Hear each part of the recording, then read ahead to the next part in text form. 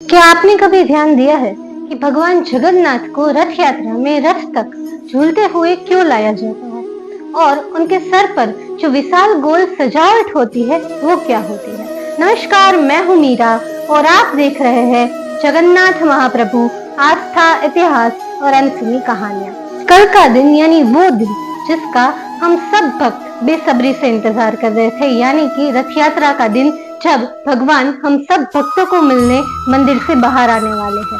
लेकिन सबसे बड़ा सवाल ये है कि रथ यात्रा में रथ तक भगवान जगन्नाथ को झूलते हुए क्यों लाया जाता है। भगवान जगन्नाथ, भाई बलभद्र और देवी सुभद्रा को झूलते हुए रथ तक लाया जाता है। इस परंपरा को पहंडी विजय कहा जाता है।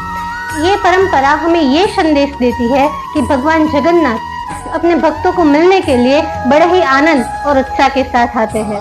साथ ही भगवान जगन्नाथ अपने भक्तों को मिलने के लिए बड़े ही उत्साहित होते हैं। ये चाल भगवान जगन्नाथ की हमें ये बात दर्शाती है।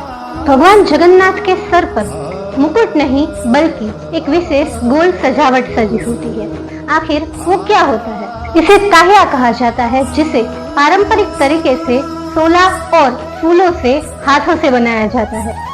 ये शिरोभूषण भगवान को पहंडी विजय के समय पहनाया जाता है। ये बात भगवान की दिव्यता का प्रतीक मानी जाती है। कल आप रथ यात्रा देखें तो ये बात जरूर याद रखना कि जब भगवान को झूलते हुए लाते हैं तो ये सिर्फ एक रथ यात्रा नहीं है, बल्कि पहंडी विजय की एक दिव्य परंपरा है। साथ ही ताहिया भगवान का कोई मुकुट नहीं बल्कि भगवान की दिव्यता और सुशोभन का एक प्रतीक माना जाता है। मैं हूँ मीरा, मिलते हैं अगले एपिसोड में। तब तक के लिए जय जगन्नाथ।